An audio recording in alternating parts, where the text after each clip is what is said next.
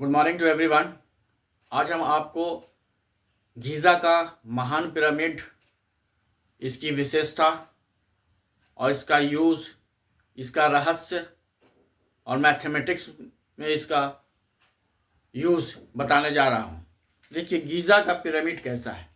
सबसे पहले जो पिरामिड के बारे में हम जानना चाहते हैं, तो पिरामिड कितने तरह के होते हैं। Triangular pyramid, square pyramid, rectangular pyramid. Means pyramid का ये जो बेस होता है, ये हमारा बेस है।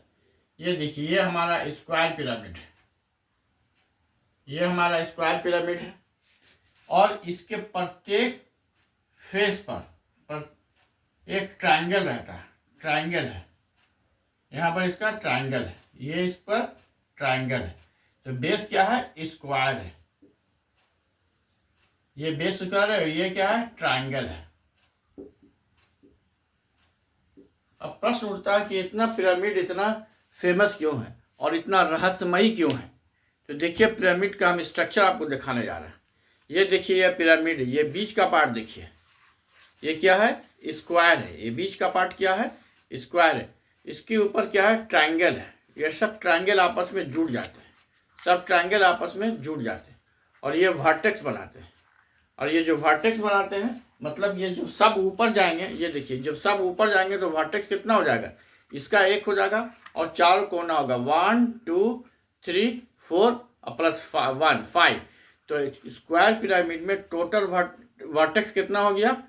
5 हो गया। 1 2 3 4 5। अब देखिए इसका फेस कितना हो गया?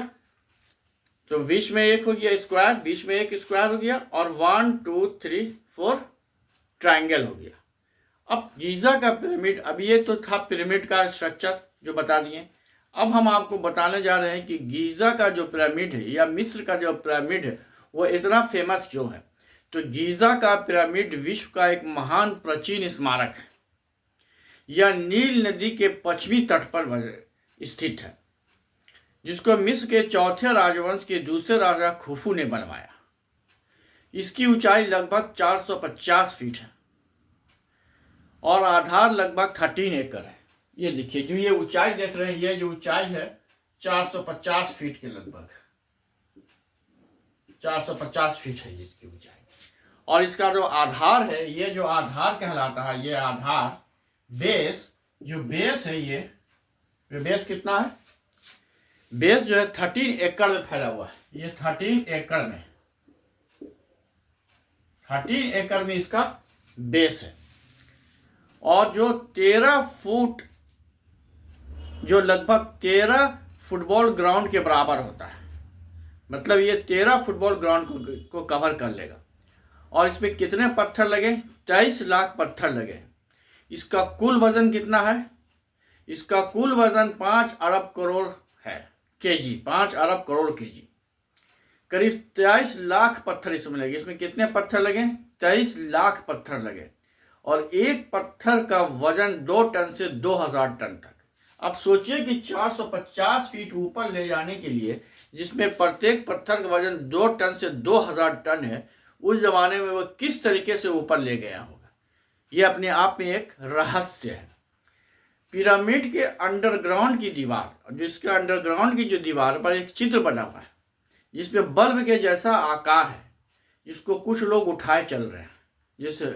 और इसमें महान स्प्रिंग्स, कई कब्रिस्तान, श्रमिक गांव, औद्योगिक परिसर है। यह कुल कितना पिरामिड है? 138 पिरामिड है। यह विश्व के 7 अजूबों में एक है। सोच लीजिए कि विश्व के 7 अजूबों में एक है। यह सदियों से दुनिया का सबसे ऊंची संरचना रही है। 19वीं सदी में इसका कीर्तिमान टूटा जाकर, मतलब कितना हुआ? 43 सदी तक ये दुनिया का सबसे ऊंचा स्मारक था, दुनिया का सबसे ऊंची कृति थी या संरचना थी। मिस्र का यह पिरामिड धरती के मध्य में है। ये सब इसकी विशेषता है, जो रहस्य है। इसमें 25 लाख चूना पत्थरों का यूज किया गया है।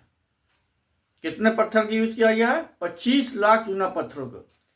और ये इसकी क्या है ये? और इसकी जो तकनीकी का जो यूज किया गया है, वो तकनीकी आज भी पता नहीं लगाया जा सकता है।